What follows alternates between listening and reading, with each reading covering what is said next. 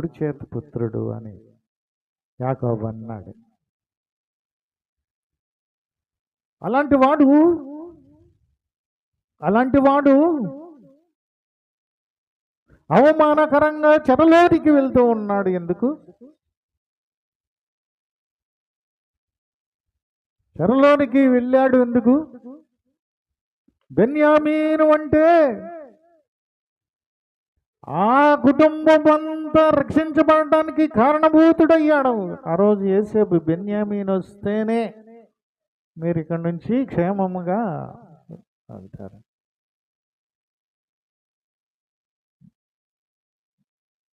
బెన్యామీను యాకోబు ఎంతో ప్రేమించాడు. ఎందుకంటే చివరి వాడు కనుక. నేను పంపను, ఒకడిని ఎట్టాకి పంపించి కోల్పోయాను,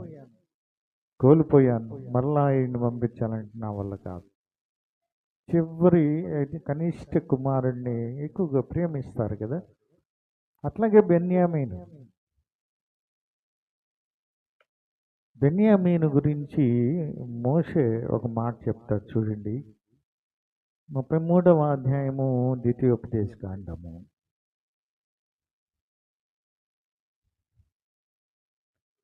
చిన్నవాడు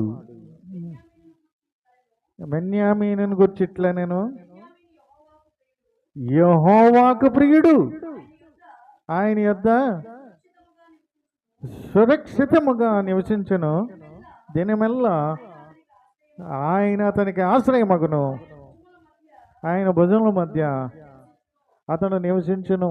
ఎందుకని ఇంత గొప్ప వాగ్దానం ఉంది బెన్యామీనుకి? పైగా మాట్లాడుతుంది కూడా, వాక్యమును చెప్తుంది కూడా మోషే. బెన్యామీను గురించి ఇట్లా చెప్తూ ఉన్నాడు, దేవునికి ఇష్టమైన పుత్రుడు, దేవునికి ప్రియమైనటువంటి వాడు, ఆయన యొద్ద అనేకులు నివాసం ఉంటారు, సురక్షితంగా ఉంటారు, ఆయన భుజముల మీద పెరిగినటువంటి వాడు. కానీ చెరలోకి వెళ్ళిపోయాడు. ఆసాపు చెప్తున్నాడు, చెరలో ఉన్నారు. ఏ చెర? ఎందుకు చెర? ఎంత యోగ్యుడు, ఎంత కనిష్ఠుడు, ఇంత ఇష్టమైన వాడు, తండ్రికి ఇష్టమైన వాడు, దేవునికే ప్రియమైనటువంటి వాడు చెరలోకి ఎందుకు పోతూ ఉన్నాడు బెన్యామీను? ఇదేం చేశారు?